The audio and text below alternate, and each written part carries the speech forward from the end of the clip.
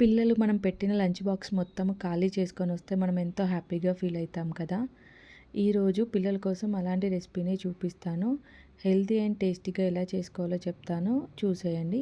దానికోసము half cup శనగపప్పును తీసుకొని wash చేసుకొని ఒక విజిల్ కుక్కర్లో వేసుకొని 2 విజిల్స్ వచ్చే వరకు ఉడికించుకొని పక్కన పెట్టుకోవాలి. తర్వాత బ్రోకలీని తీసుకొని చిన్నగా కట్ చేసుకొని వాష్ చేసుకొని ఒక 10 మినిట్స్ పాటు ఉడికించుకోవాలి. తర్వాత దాన్ని స్ట్రెయిన్ చేసుకొని పక్కన పెట్టుకొని, అలాగే శనగపప్పును కూడా వాటర్ లేకుండా చూసుకోవాలి.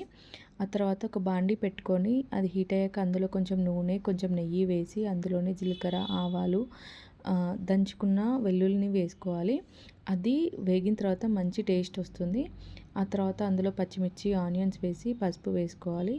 అవి మంచిగా వేగిన తర్వాత అందులోనే మనము ముందుగా ఉడికించి పక్కన పెట్టుకున్న పచ్చి శనగపప్పును వేసుకొని మంచిగా ఫ్రై చేసుకోవాలి. అది ఒక 5 నిమిషాల పాటు ఫ్రై అయ్యాక అందులో బ్రోకలీ వేసి కలుపుకొని మూత పెట్టుకొని ఒక 10-15 నిమిషాల పాటు మంచిగా వేయించుకోవాలి. ఇప్పుడు అందులో కొంచెం ఉప్పు, కొంచెం గరం మసాలా వేసి బాగా కలుపుకోవాలి. ఆ తర్వాత మనము ఉడికించుకొని పక్కన పెట్టుకున్న వైట్ రైస్ వేసుకొని మంచిగా కలుపుకుంటే పిల్లలకు ఎంతో హెల్తీ అండ్ టేస్టీ అయిన బ్రోకలీ రైస్ రెడీ అయిపోతుంది.